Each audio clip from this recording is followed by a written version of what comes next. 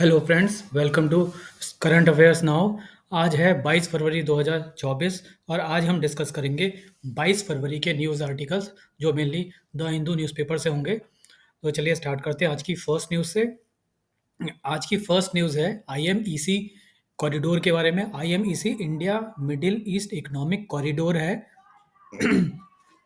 जो इंडिया की एक यूरोपियन कंट्रीज से जो डिस्टेंस है उसको कम करने के लिए और इंडिया और यूरोपियन कंट्रीज के बीच का ट्रेड बढ़ाने के लिए रखा गया है। इसके साथ ही साथ इंडिया मिडिल ईस्ट कॉरिडोर जो यूरोपियन कंट्रीज और इंडिया ने आपस के अपने रिलेशनशिप स्ट्रॉन्ग करने के लिए और जो ट्रेड है उसमें जो फ्लक्चुएशंस हैं because of shoes canal area में और अभी जैसे कि रेड सी के एरिया में जो हouthi रिबेल्स के अटैक हो रहे हैं उसकी वजह से नॉर्मली ईयर में काफ़ी ज़्यादा ट्रेड इम्पैक्ट होता रहता है बिकॉज़ मिडिल ईस्ट का जो रीजन है वो हमेशा किसी ना किसी कॉन्फ्लिक्ट से जूझता रहता है। इस वजह से उस पर्टिकुलर रीजन को बाईपास करने के लिए India middle east economic corridor को इन्विसाज किया गया है। इसके बारे में सोचा गया है। पहले इसका बेसिकली रूट किस तरह से रहने वाला है उस पे नज़र डाल लेते हैं। India middle east economic corridor है जिसका कंप्लीट नाम है India middle East Europe corridor. ये इंडिया और यूरोपियन कंट्रीज के बीच का जो ट्रेड है ये सूज कैनल और रेड सी के एरिया को बाईपास करके सऊदी अरेबिया से यूरोप की ओर जाता है। बेसिकली इसके जो पॉइंट है वो मुंबई से अगर जो ट्रेड है वो स्टार्ट किया जाएगा तो ये यूएई सऊदी अरेबिया से होते हुए इसराइल से होते हुए ग्रीस में एंटर करता है। उसके बाद यूरोपियन कंट्रीज में जो ट्रेड है वो किया जा सकता है। तो इसके साथ ही जस्ट मिनट पहले मैं पेन हाईलाइट कर लेता हूँ, पेन से थोड़ा क्लियर हो जाएगा। इसके साथ ही ये जो एरिया है रेड सी का, ये वाला जो एरिया है रेड सी का, इसको बाईपास करेगा जिसकी वजह से जो रेड सी और यमन के area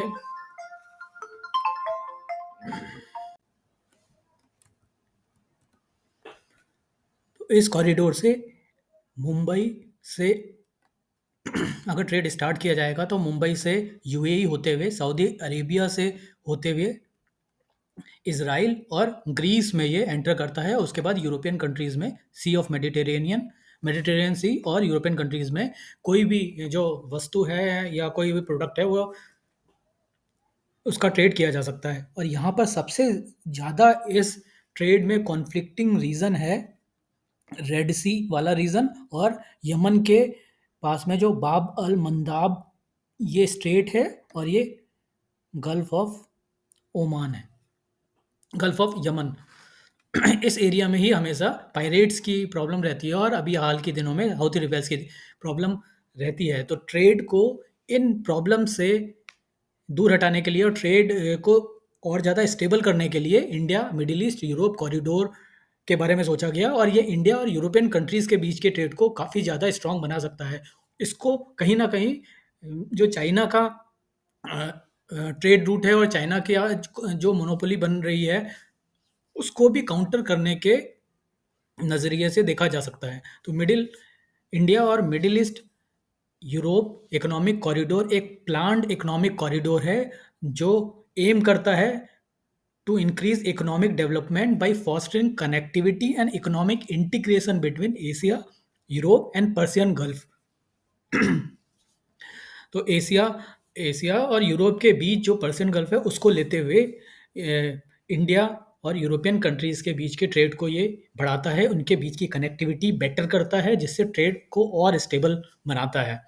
this corridor is proposed from India to Europe through UAE, Saudi Arabia, Jordan, Israel और ग्रीस। तो कौन-कौन सी कंट्रीज़ इस कॉरिडोर के बीच में पड़ेंगी? ये इंडिया से स्टार्ट होगा और ये यूएई होते हुए सऊदी अरेबिया, जॉर्डन, इज़राइल और ग्रीस में एंटर करता है और ग्रीस के बाद यूरोपियन कंट्रीज़ में।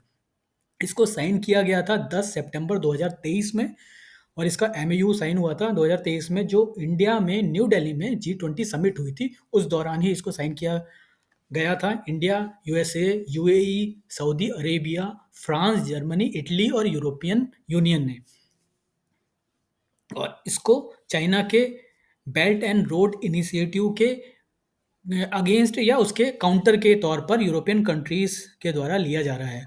और सूज़ कैनाल के एरिया में जो भी प्रॉब्लम हमेशा रहती है, कोई ना कोई कॉन्फ्लिक्ट ऑलवेज़ हमेशा चलता रहता है, उसको अवॉइड करने के लिए भी स्टार्ट किया गया है। जैसे अभी हाल-फिलहाल के दौरान 2023 एंड में और 2024 में इज़राइल और हमास वॉर वॉर की वजह से ये पूरा रीजन बहुत ज़्यादा प्रॉब्लम में है, और इंडिया का भी जो ट्रेड इस रीजन से जा रहा है, वो अभी पूरे अफ्रीकन कॉन्टिनेंट को घुमा के शिप को ले जाना पड़ रहा है, जिसकी वजह से जो बेसिक कॉस्ट है, ट्रांसपोर्टेशन कॉस्ट की वजह से रॉ मटेरियल का जो कॉस्ट है, वो कई गुना ज़्यादा बढ़ गया है, और मैन्युफैक्चरर और इवन सप्लायर्स को और कंज्यूमर को इसका एक्चुअल खामियाज़ा भुगतना पड़ रहा है।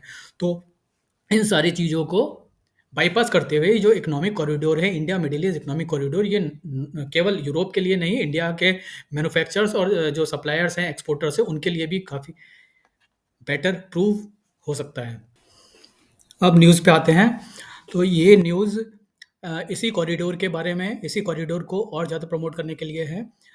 अभी न्यू दिल्ली में रायसीना डायलॉग आयोजित किया जा रहा है। रायसीना डायलॉग क्या है? Raisina dialogue ministry of external affairs और ऑब्जर्वर रिसर्च फाउंडेशन, एक एनजीओ है, उसके द्वारा न्यू दिल्ली में आयोजित किया जाता है। हर साल ये कार्यक्रम होता है, और इसमें जो जो कंट्रीज़ के डिग्निटरीज़ और जो टॉप के लीडर्स हैं, वो आते हैं, और इंडिया में जो भी ग्लोबल कंसर्न है और ग्लोबल सिक्योरिटी सिक्योरिटी और ट्रेड को बूस्ट करने के लिए जो डिस्कशन है वो किए जाते हैं। तो इंडिया का एक बड़ा इवेंट है राइसीना डायलॉग, जो न्यू दिल्ली में आयोजित किया जाता है। तो इसमें ग्रीक के प्राइम मिनिस्टर ने इंडिया के आईएमईसी कॉरिडोर को, इस पर्टिकुलर कॉरिडोर को बढ़ाने की बात की है। उनका कहना है कि इन स्पाइट ऑफ जो गाज़ा वॉर चल रही है, सारी कंट्रीज़ को मिल के इस कॉरिडोर पे जो काम है उसको और स्पीड अप करना चाहिए, और गाज़ा वॉर की वजह से जो ये काम एक तरह से रुक गया है, उसको और ज़्यादा बढ़ाना चाहिए, जिससे कि जो ट्रेड है, ऐसी ग्लोबल इकोनॉमी की जो धीमी रफ्तार है अभी, उसको तेज़ करने के लिए भी ट्रेड बहुत ज़रूरी है, और इसके लिए इस कॉरिडोर को अगर बढ़ाया जाएगा तो ट्रेड और ज़्यादा बढ़ेगा कंट्रीज़ के बीच, उनका आउटपुट बढ़ेगा और ग्लोबल इकोनॉमी भी फ्लरिश करेगी।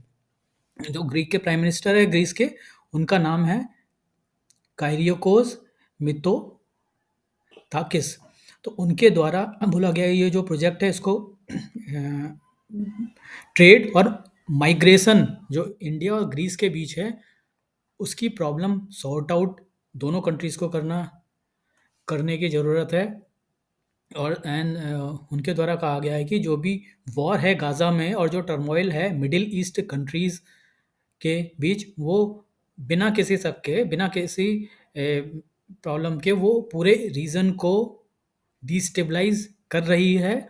और इसी के लिए जो पावरफुल लॉजिक है या पावरफुल जो आइडिया है India middle East Europe economic corridor का, उसको तेजी से प्रमोट सारी कंट्रीज को मिलके करना चाहिए। इंटरनेशनल डेलीगेशन जो भी आए थे, उनके द्वारा इस मुद्दे पर बात की गई। Ground breaking project IMEC hold great promise to supercharge connectivity between India and growth economies of Middle East and European countries.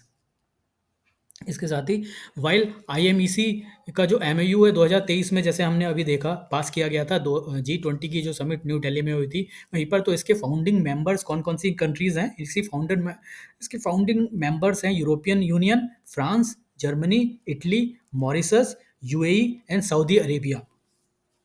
In countries की फाउंड करने के बाद बहुत ज़्यादा मीटिंग नहीं हो पाई आईएमईसी को लेकर, बिकॉज ये जो गाजा में वॉर चल रही है उसके कारण।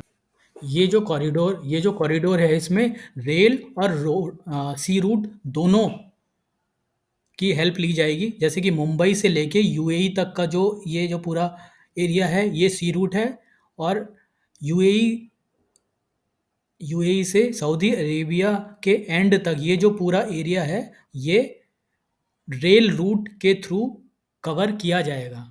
फिर यूएई से इज़राइल होते हुए ग्रीस तक सी रूट रहेगा। तो सी रूट और रेल रूट दोनों का मिक्स है इस कॉरिडोर में। तो इंडिया की तरफ से जो कोर ग्रुप है, उसके द्वारा काम किया जा रहा है और रिसेंट में बायलैटरल जो डिस्कशन है इंडिया और यूएई के बीच, जो सी रूट है इंडिया के मुंबई से लेकर यूएई के पोर्ट तक, उस सी रूट को कैसे डेवलप किया जाए और वहाँ पे यूएई में रेलवे कंस्ट्रक्शन कैसे किया जाए, ये इंडिया यूएई का डिस्कशन चल रहा है। और यहाँ इंडिया के राइट्स के द्वारा रेलवे कंस्ट्रक्शन से रिलेटेड प्रोजेक्ट किए जा रहे हैं यूएई में। नेक्स्ट न्यूज़ है, मणिपुर हाई कोर्ट ने जो पिछले साल मैतीस को एसटी का टैग देने के लिए रिकमेंड किया था, वो पर्टिकुलर रिकमेंडेशन थी उसको विड्रॉ कर लिया है। और ये जो पूरा मामला है, ये हाई मणिपुर में जो एथनिक कॉन्फ्लिक्ट पिछले साल से चल रहा है, एथनिक वायलेंस जो स्टार्ट हुआ, वो हाई कोर्ट के द्वारा मैतीस को एसटी का, शेड्यूल ट्राइब का स्टेटस देने की रिकमेंडेशन के बाद ही शुरू हुआ। और इसी मुद्दे पे हाई कोर्ट ने दोबारा से सुनवाई की और वो उस रिकमेंडेशन को, रिकमेंडेशन के उस पोर्शन को जिसमें हाई कोर्ट ने बोला था कि मैथ्यूज को एसटी का टैग दिया जाए, उसको वापस ले लिया है। मार्च 27 2023 का ये ऑर्डर था हाई कोर्ट का, जिसके पैराग्राफ 17(3) में हाई कोर्ट ने रिकमेंड किया था कि which had instructed Manipur government, तो मणिपुर गवर्नमेंट को इंस्ट्रक्ट किया था to consider inclusion of Meiteis in the list of scheduled tribe. ये जो डायरेक्शन थी हाई कोर्ट की, इसने ट्रिगर किया, इसकी वजह से स्टार्ट हुआ ongoing ethnic conflict between Meiteis and tribal Kuki जो कम्युनिटी इन द स्टेट। तो ये एक बड़ा कारण माना जा सकता है इस एथनिक कॉन्फ्लिक्ट का।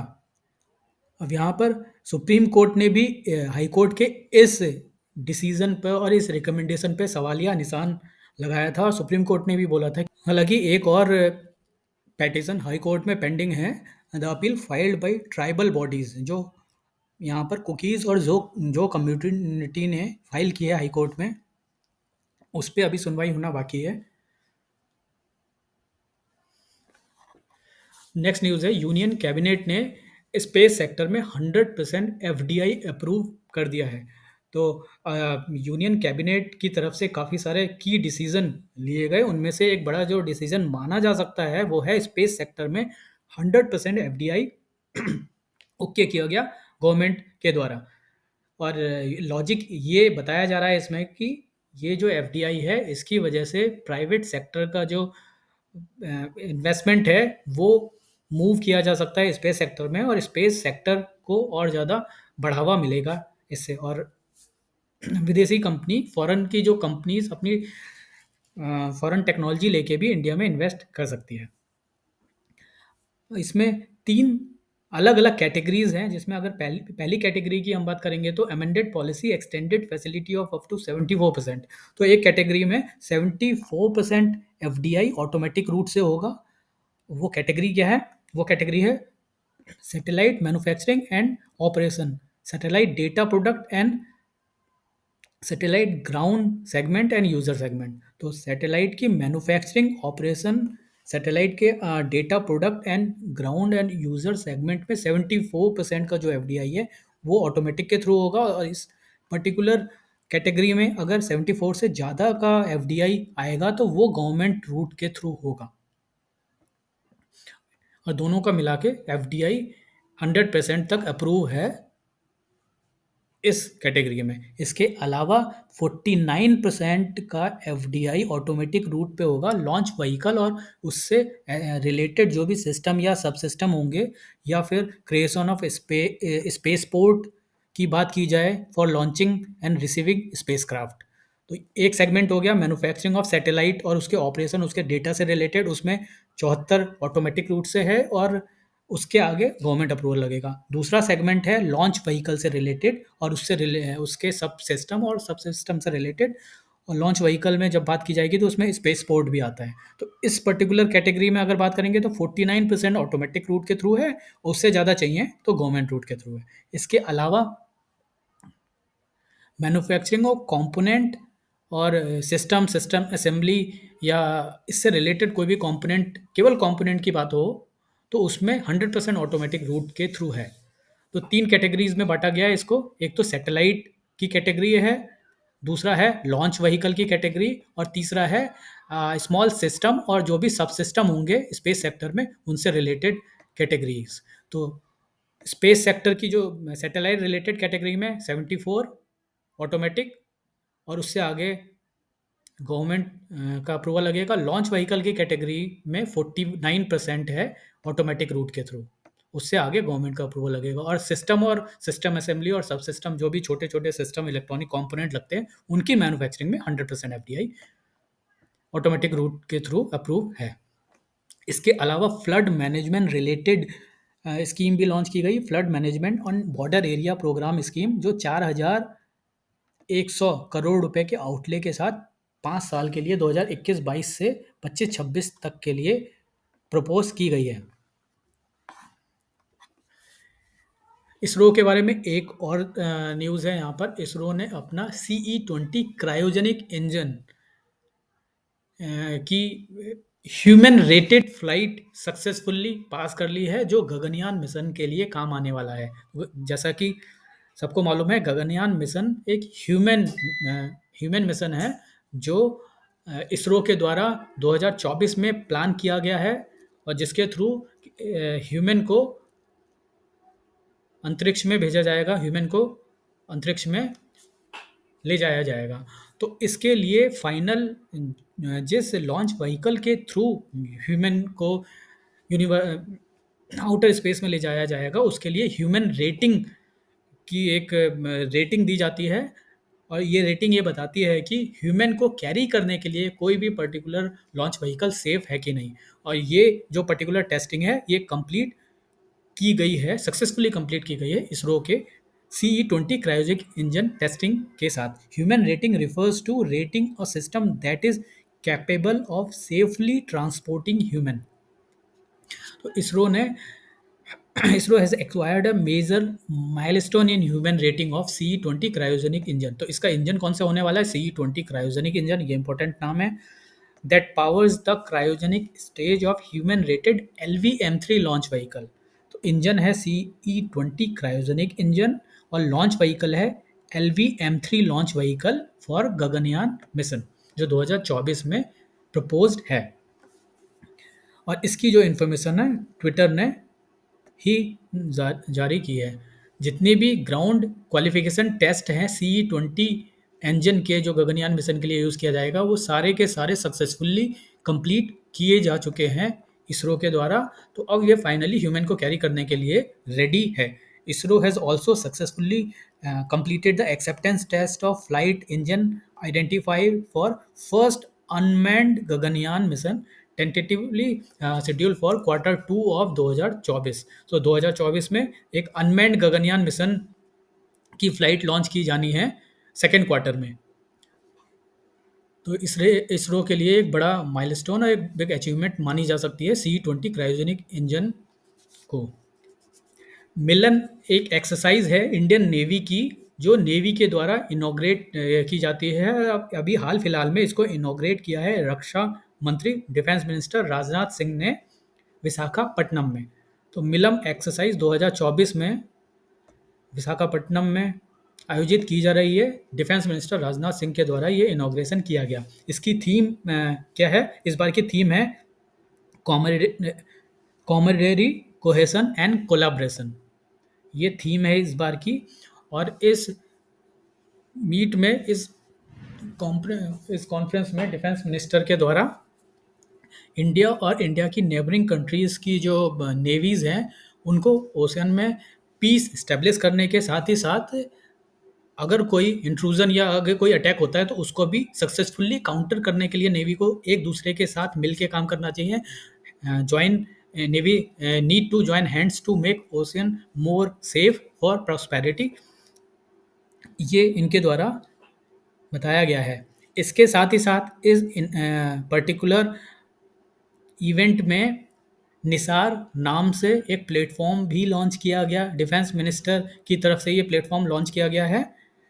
ये जो प्लेटफॉर्म है ये क्रिएट किया गया है नेवी के लिए for networking and information sharing. तो नेवी अपना नेटवर्क कर सकता है दूसरी कंट्री की नेवी के साथ और इंफॉर्मेशन शेयर कर सकता है। Nisar allows ships of friendly navies to share information through Mitra terminal. Mitra terminal के थ्रू इंफॉर्मेशन शेयरिंग नेवीज आपस में कर सकती है which work on plug and play architecture. तो यहाँ पर दो इंपॉर्टेंट चीज़ हो गई, एक तो मिलम एक्सरसाइज हो गई जो विशाखापट्टनम में आयोजित की जा रही है, और इसी के अंतर्गत निसार नाम का एक प्लेटफॉर्म भी लॉन्च किया गया है जो नेवी की नेटवर्किंग और इंफॉर्मेशन शेयरिंग के लिए यूज़ किया जाएगा।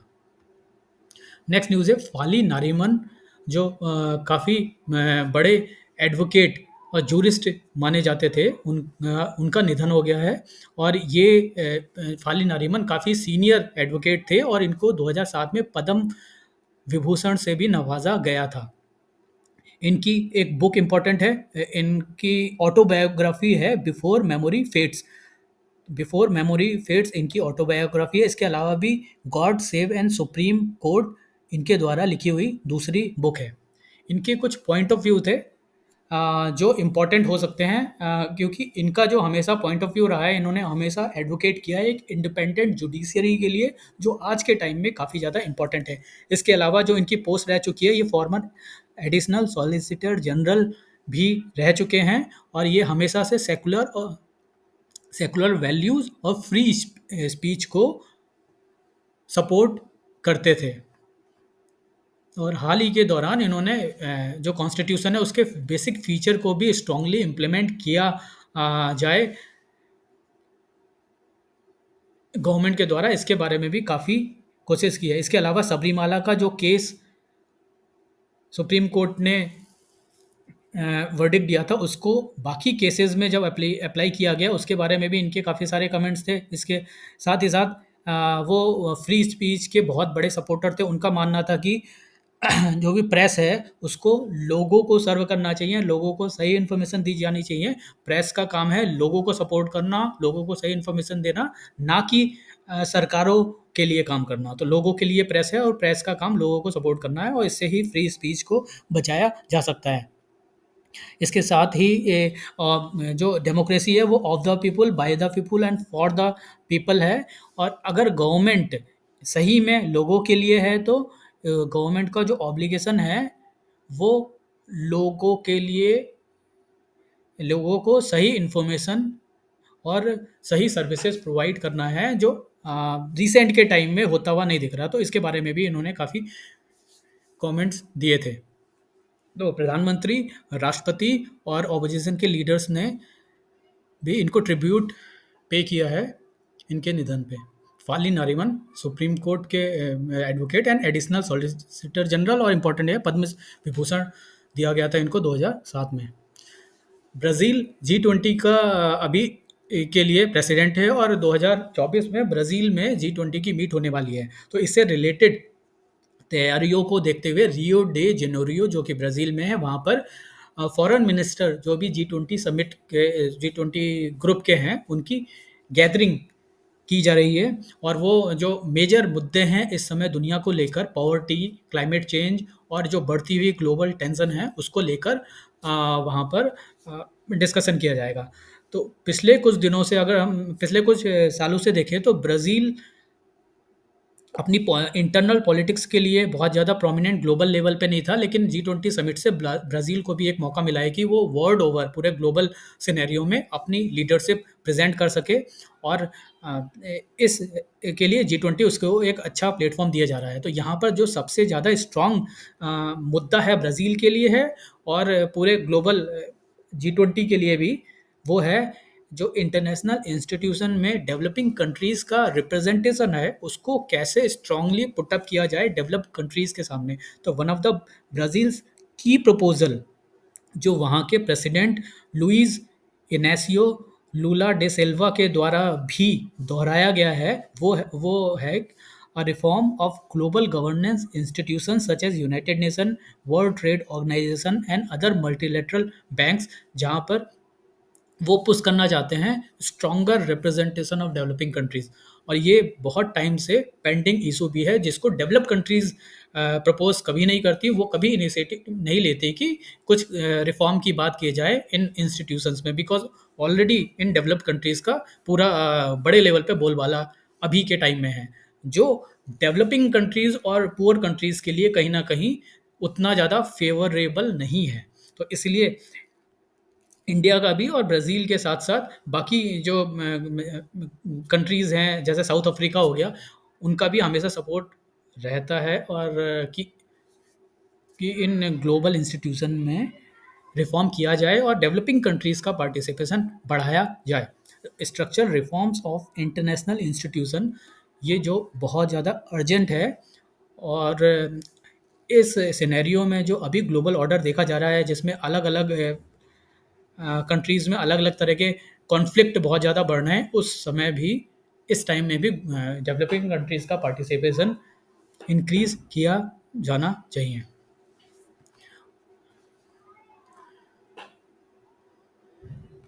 यूएस का एक प्राइवेट कंपनी के द्वारा मून पर अपना स्पेसक्राफ्ट लैंड किया जा रहा है। ये जो स्पेसक्राफ्ट है मून की ऑर्बिट में एंटर कर चुका है, और अगर ऐसा होता है तो फर्स्ट टाइम से 1972 के बाद पहली बार नासा ने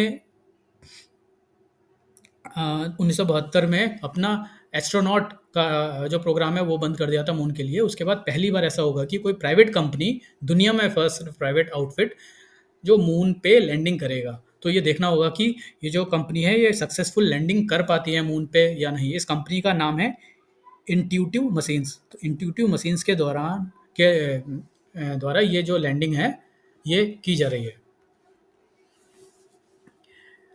नेक्स्ट न्यूज़ है finance stability and development council को लेके। फाइनेंस स्टेबिलिटी और डेवलपमेंट काउंसिल क्या है? ये इंडिया में फॉरेन मिनिस्ट्री के अंतर्गत एक ऑर्गेनाइजेशन है, जिसको हेड किया जाता है या चेयर किया जाता है फाइनेंस मिनिस्टर के द्वारा। तो और अभी फाइनेंस मिनिस्टर है निर्मला सीतारमन। तो निर्मला सीतारमन इसकी अभी करंट में चेयरमैन है एफएसडीसी की। और एफएसडीसी की मीट में इलीगल लैंडिंग एप्स जो है उनको कर्व करने के लिए और उनको रोकने के लिए किस तरह से नियम अपनाए जा सकते हैं, इनको कंट्रोल किया जा सकता है, उसके लिए डिस्कशन किया जा रहा है।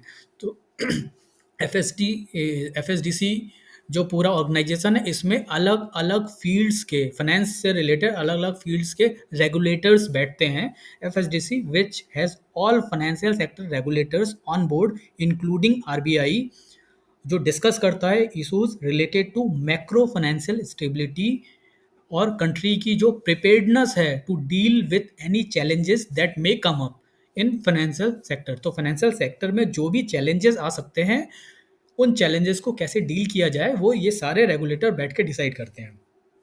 और इसी पूरे ग्रुप को फाइनेंशियल स्टेबिलिटी और डेवलपमेंट काउंसिल बोला जाता है, जिसको हेड किया जाता है फाइनेंस मिनिस्टर के द्वारा। तो इस मीट में ये एम्फेसिस किया गया है कि कांस्टेंट विजिल और प्रोएक्टिव एफर्ट्स की ज़रूरत है। लगातार विजिल की ज़रूरत है और लगातार एफर्ट देने की ज़रूरत है to detect emerging financial stability, जो भी करंट डोमेस्टिक और ग्लोबल सिनेरियो में चल रही हैं। तो वर्ल्ड ओवर जो भी प्रॉब्लम चल रही हैं उनको भी लगातार स्टडी किया जाना चाहिए, और जो इंडिया में चल रहा है उसको स्टडी करना तो बहुत ज़्यादा ज़रूरत है, अगर फाइनेंशियल सेक्टर की प्रॉब्लम को रिजॉल्व करना है। और आज की डेट में एक बड़ा प्रॉब्लम बन गए हैं ये जो लैंडिंग ऐप्स हैं, बिकॉज ये लैंडिंग ऐप से लोगों से काफ़ी सारे इन्फॉर्मेशन गैदर कर रहे हैं, और उस इन्फॉर्मेशन का यूज़ करके लोगों के लिए जो डेटा है, लोगों का जो प्राइवेट डेटा है, वो खतरे में पड़ गया है। ऐसा काफ़ी मामलों में देखा गया है। The financial sector, the FSDC member also decided to strengthen inter regulatory coordination to further development and financial sector, ताकि जो भी ज़रूरी फाइनेंशियल रिसोर्सेज हैं इंक्लूसिव इकोनॉमिक डेवलपमेंट के लिए, वो किए जाएँ। इसके साथ ही साथ केवाईसी को कैसे सिंपल और डिजिटाइज़ किया जाए, और यूनिफ़ॉर्म तरीके से इंटर यूज़ेबिलिटी को देखते हुए केवाईसी को और ईज़ी बनाया जाए। तो इन मुद्दों पर बात की गई एफएसडीसी के की मीटिंग में। तो ये थी आज की करंट अफेयर्स न्यूज़ और करंट अफेयर्स आर्टिकल्स जो हमने डिस्कस किए। आई होप कि आपको पसंद आया होगा, और अगर आपको पसंद आया तो वीडियो को लाइक करें, सब्सक्राइब करें और कमेंट भी करें। Thank you.